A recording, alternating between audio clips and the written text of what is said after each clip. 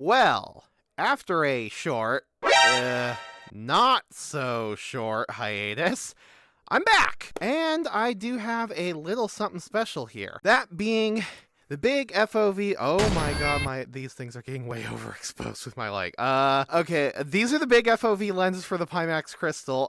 Some of you may remember that I reviewed the initial prototypes quite a while ago. I was a little mixed, but kind of positively slanted. And I said I'd do something a little more in-depth for my full review than just that video. I just didn't think it was gonna be 7 months till I got the final versions. But hey, they're here.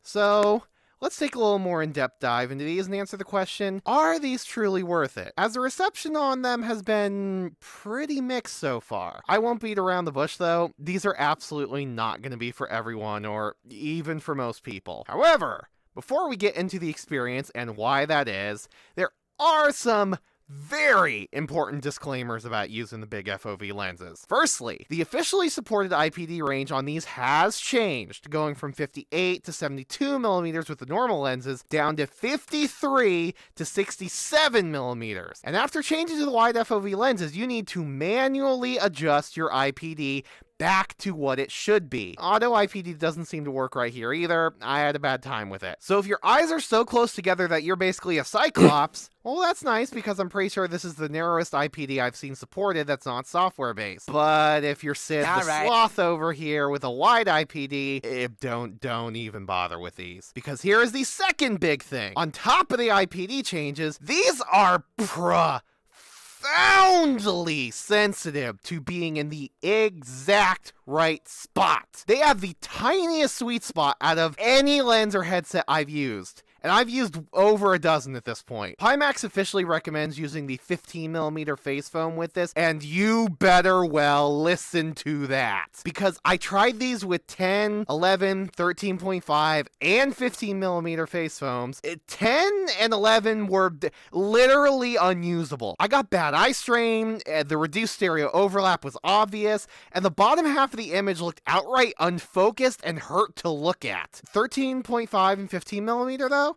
They were fine. I ultimately settled on a 13.5mm. It got in using an 11mm foam, which I'm wearing right now, and then ×1 Studio Form Creative Spacer kits for the Crystal, which add 2.5mm per stack you use. Review on those coming someday. I did spend a while with the 15mm though, and the experience was the same. But the point is that you need the exact right spot on these lenses, or your experience is gonna be beyond horrible. Pimax really needs to put a disclaimer on the order page, as after using so many headsets, this is the first time I've had to change it to make the experience even usable when it comes to the visuals. Put this disclaimer at the top of the page in all caps, bold, underlined, italicized, parentheses. Put everything there to ensure people see this. It will save some negative comments. I guarantee it. The other big surprise I have for this review is that I got to test out Almalence on this. I did a video covering that in depth. Go check it out if you want to see a much more thorough breakdown of that. But we'll have some comments on how my experience was using that with the wide FOV lenses in the second half here. That all out of the way, let's start with the positives. Alright, so let's cut to the chase for the reason why you're here and even considering these.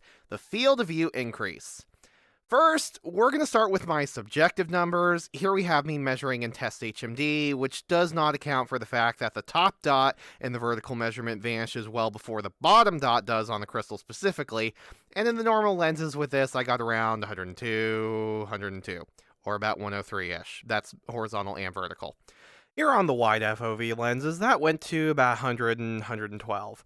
113 if I really want to be generous. Which is a nice little bump, but Test HMD is a simple test compared to WIM FOV, where I am much more fond of that, and it has a lot more things to take a look at, so let's analyze those more detailed numbers. Checking WIM FOV here, this test does account for having less looking up than down, and we're losing about 4 degrees of vertical in exchange for +8 horizontal, then +3 to 8 degrees diagonally, depending on what exact angle is being measured. Which isn't really a lot, honestly. It is noticeable, and in certain contexts, it is just enough to feel meaningful. But if you're expecting to be blown away by the big field of view increase, you should really temper your expectations. And this isn't just a face shape thing, we're going to talk about the physically rendered values in a minute. But a few vertical FOV is not the only trade-off here. The stereo overlap suffers significantly. Look at this. Don't look at the stereo overlap percentage, that's a little misleading on first impressions. What we're looking at is the area between the red and blue areas, as the middle section is what both eyes see and is part of what gives you that sense of depth from having stereo vision. The overlap on the big FOV lenses is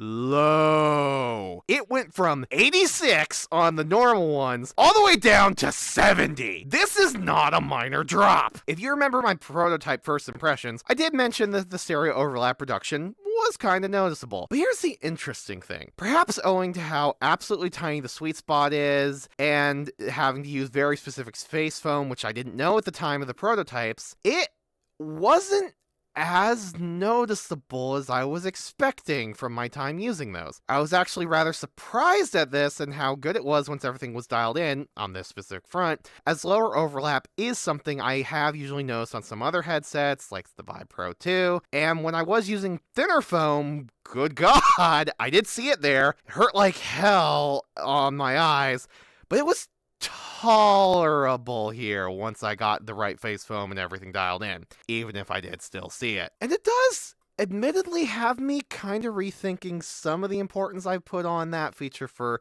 quite a while.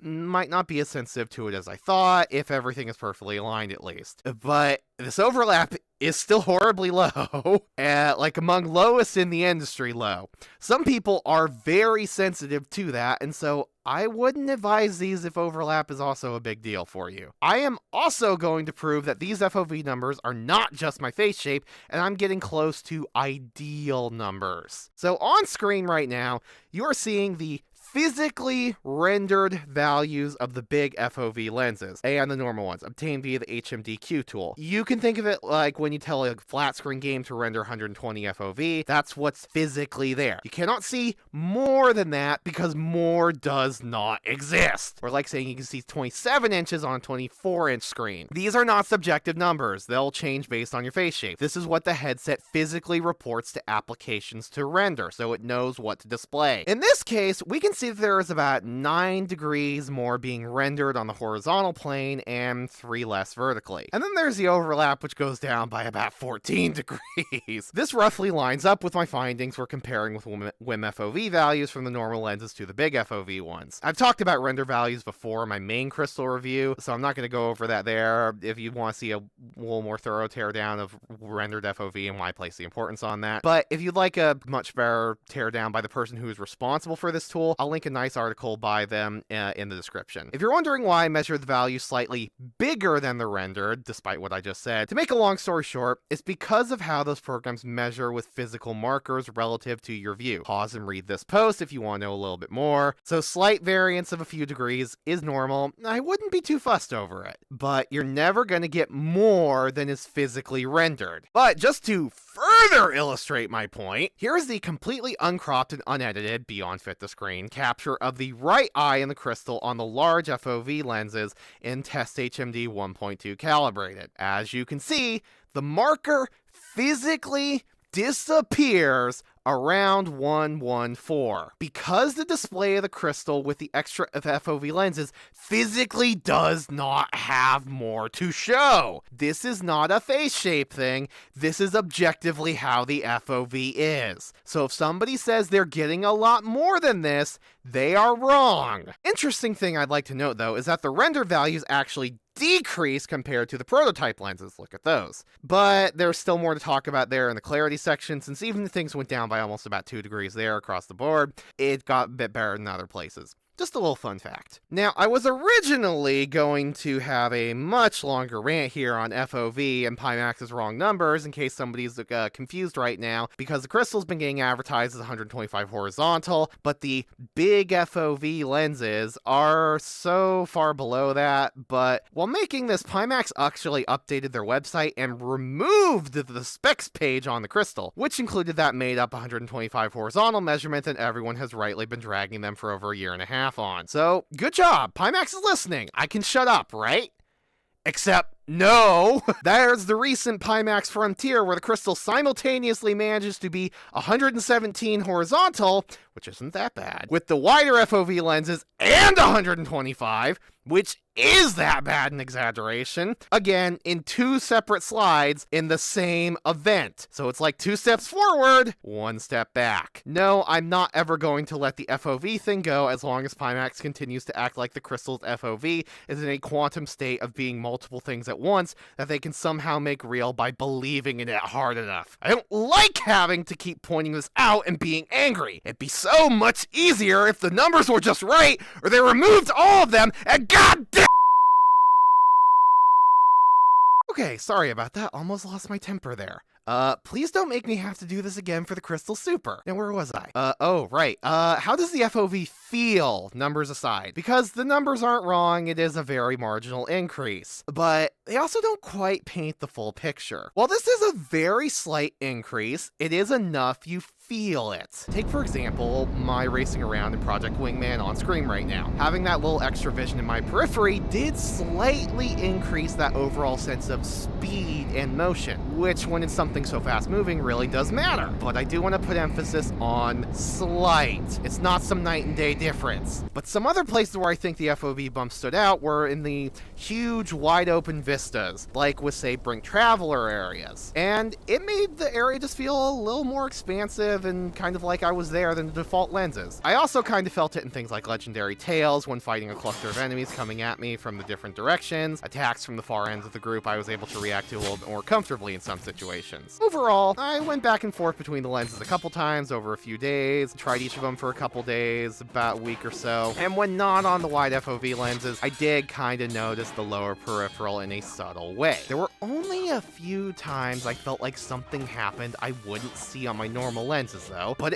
it did occur. But that's also because FOV is a massive thing for me. I still miss the view my 8KX back there had every day. However, FOV isn't free. So now we have to talk about some of the more neutral or negative things about these lenses and the experience elsewhere. So let's talk about performance very briefly, as I do got a couple benchmarks here.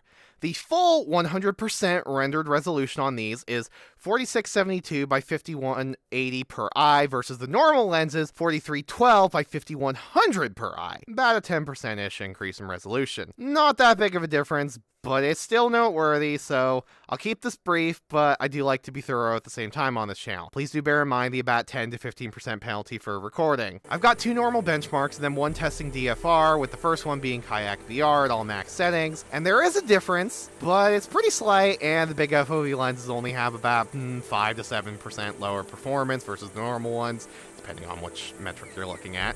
You can live with that. FPS is too low to maintain a solid 60 FPS reprojection anyway, but if not for the recording penalty, it'd be fine there. Let's move on to Saints and Sinners Chapter 2. This game was tested at all max settings, but with AA turned off, because I do want to demonstrate one thing here. While the impact of the wide FOV lenses is still incredibly small, if you're right on the edge of hitting your target FPS, you may lose just enough to miss it. Look at how, on the normal lenses, I'm at a basically locked 120 FPS in the same scene where the wide FOV lenses are going between 110 to 114 or so. Again, this is a small drop, but it is still just enough. We can't hit a perfectly smooth 120 FPS. Yes, in this specific instance, if I weren't recording, I would still be at a solid 120 FPS on both. And if we skip ahead to other sections, yeah, even when recording, both are at a pretty stable locked frame rate. But I still want to illustrate the point with how demanding a medium VR is, and certain games require incredibly precise performance tuning. And as Half-Life Alyx is one of the games which responded better to DFR, I tested 150% resolution on both lenses, with and without aggressive DFR, the highest level to show the ceiling, at all max settings with MSA x2. Dynamic resolution was also disabled. The largest difference was a mere 6% loss in performance with the wide FOV lenses versus the normal ones in comparing DFR runs. But with or without DFR, the performance loss was only around -5 to 6%, but again, perfectly fine. In terms of the DFR performance gains, the trends I saw here are exactly the same as with the normal lenses. See about a 21 to 25% increase on the averages and 1% lows, while the 0.1% lows jump up a very staggering 57% on the wide FOV lenses, and about 60% on the normal. Very nice stuff either way. So, yes, there is a difference, but it's not very meaningful. Unless you're already on the absolute edge of your target frame rate, the big FOV lenses are not going to make or break you. And now we're on to a bit more mixed things, namely chromatic aberration and edge-to-edge clarity, since it's a little more complicated here with the give and take. So the prototypes, they could get really bad on the CA in the wrong situation, but in areas with more muted colors, like say Alyx, it's quite nice. And this is something that's kind of improved, but it also does carry over to the final version as well. When the stars align and you have the exact fit in a good environment, like with duller colors, I'd actually say the edge-to-edge feels slightly better than the normal lenses. But in scenes which have insanely bright and vibrant colors, especially a lot of green, such as this area in Kayak VR, it's awful. It's awful. In the far peripheral, at least. It's not that bad in the center area, but at the edges, especially with the added FOV, things turn into a mess of CA, and it's bad enough that even when not looking at the far edges, I notice it because the lens is just so clear across much of the FOV. Kind of suffering from success there. So it's kind of a win some, you lose some thing. It's not a thing that bothers me personally that much, but I know CA has been a bit of a contentious issue on the Crystal. But there is one downside that I did not notice in the first week, but once I saw it, it became impossible for me to unsee it, and it started to really bother me. Distortion. The big FOV lenses are kind of weird to me here. It's almost exclusively limited to the top of the image. If I were to make a mock-up, it'd be everything above the line here, which doesn't feel like a big amount here, and it's not. But if I look up with my eyes and happen to move my head at all, the distortion becomes extremely obvious at the top. It's kind of something you can avoid if you just don't look up. Looking dead center or down is fine, but the fact it's there really started to bother me after a while, and because of this, I'd say overall the horizontal edge-to-edge is a little bit better than normal lenses in ideal conditions, but the vertical edge-to-edge, it's a step back.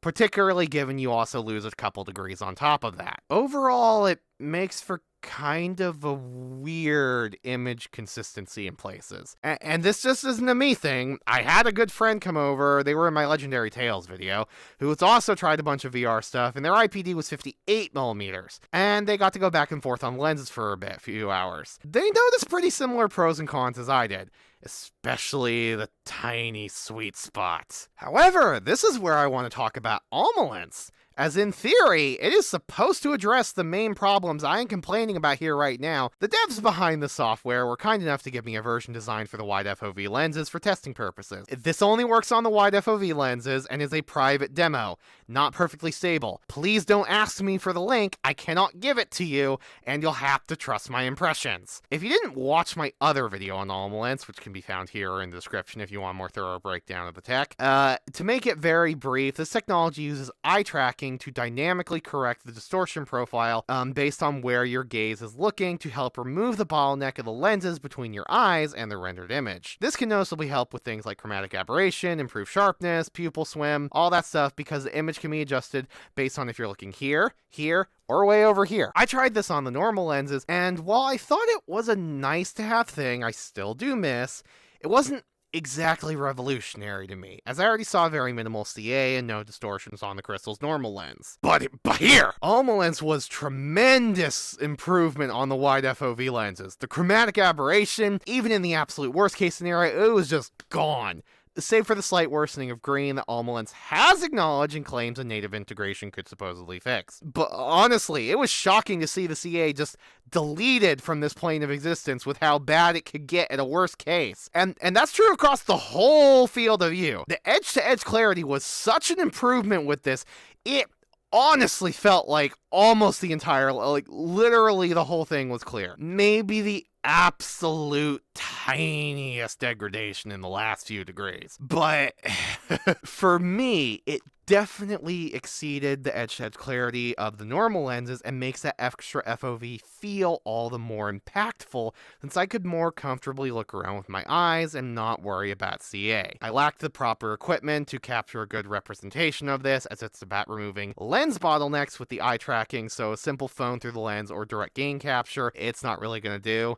So I'm instead going to use some comparison photos Almalence gave me, and normally I take all forms of marketing from first parties with a grain of salt, but like, this is not an exaggeration, this is not some cherry-pick scenario. I wouldn't use these if I didn't believe in it. For anything more towards the peripheral of your vision, this is exactly how it feels. CA improvements were the main benefit I found on the normal lenses, and since it wasn't so bad to begin with for me, it wasn't that big of a standout there. But it's huge on the wide FOV lenses.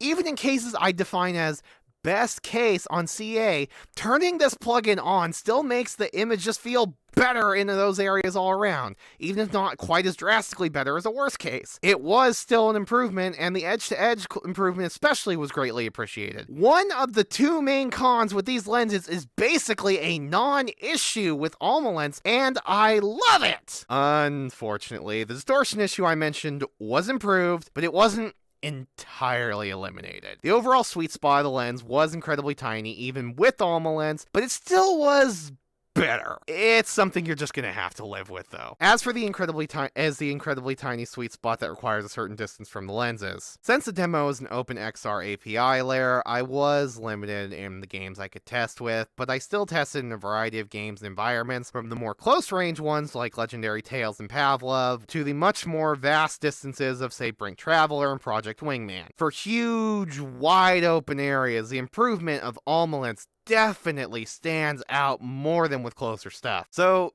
yeah, I don't just want Almalence on these lenses, I need it. It damn near removed one of the main downsides, and the other one you can kinda work around with an exact fit. Now, sure, how much I'd be willing to pay for this, though, if it came to that, because even if the companies do work something out, I'm highly doubting this is going to be free. So, this all said, let's recap and summarize a little bit. The big FOV lenses provide a slight, but still noticeable, increase in field of view, but these come with some trade-offs.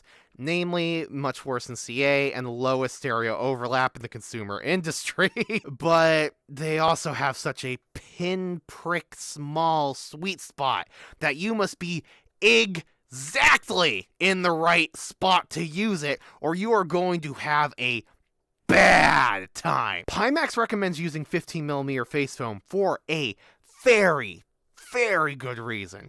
Do not use the standard 11mm. It's unusable. And even when you're in that sweet spot, some distortion is not so easily removed. You have to really want more FOV to consider these, and be willing to accept a good bit of trade-offs. But it's still not that big of an increase of only around 3 to 8 degrees depending on the axis, and assuming you get the maximum FOV. But that is still just enough to feel and appreciate it, especially if you rate FOV highly, but don't really expect to be blown away. This all said, do I recommend these lenses to people, though?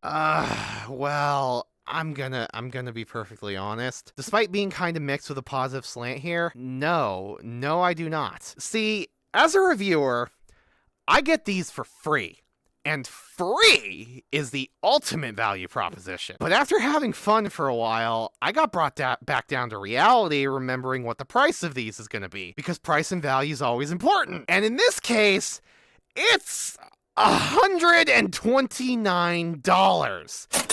There is no world I'd pay that much for these. Yes, they do provide a slightly wider field of view, but that comes with the notable cons. Those things simply either don't exist or they are much less of an issue on the Crystal, normal lenses, at least for me. The FOV is really not that much of an improvement for the kind of trade-offs that you need to make for it. It does not offer enough of a benefit for me to be worth recommending these at full MSRP to almost anyone. I don't think most people are going to find this worth it. But what about the $59 price tag that earlier orders of the Crystal get? That's over half off and definitely changes the value proposition. Well, at that price, it's definitely easier to recommend, but only for a very specific type of person who just needs FOV above all else and doesn't mind some trade-offs to get it. I do think that there is a certain niche out there that these lenses will appeal to and will like, but they are absolutely not for everyone or even most people. I'm also kind of undecided on what I'll personally main, but I am kind of leaning towards the normal lenses, honestly. As while the FOV is nice, I just can't unsee the distortions and terrible CA on the edges. It's ultimately just too little a gain for what you gotta give up. If it was just the distortion at the top of the image, if it was just the chromatic aberration at the edges, which can range from okay to hideous, I'd probably use these, honestly. But it's not one or the other. It's both, and I like my image consistency. I was actually quite surprised that the stereo overlap didn't bother me all that much, though. Or, hey, if I had Almalence, I would almost definitely use these over the normal ones, since this just destroys the CA and further improves the edge-to-edge clarity. And it's a bit of a shame, though, overall, because for the first week, I actually was liking these a decent bit, but then the flaws kinda just started popping up at me more and more, even if I wasn't looking for them. If you want wide FOV and high clarity, I don't think the Crystal is really the headset for it. You're going to have to pray the Crystal Super, the 12K, or the VR1 is good, whenever those are coming. And in the case of Pimax, hope they're not lying about FOV again. We'll just have to see. And those are my overall thoughts on the Crystal's wide FOV lenses. They have a niche. They aren't unusable here, but damn, they come with some notable trade-offs, and I think most people are going to be better served just sticking with the normal lenses. If you like the video, thanks for sticking around, and let me know if you're interested in the wide FOV lenses in the comments still. Consider sticking around, see what I do next. Thinking maybe a video with DFR and Almalence and Pavlov, or a retrospective on the Crystal after it's been out for a year. Let me know what you want. And if you don't stay, well, thanks for dropping by anyway, and maybe I will see you again sometime in the recommendeds. Later.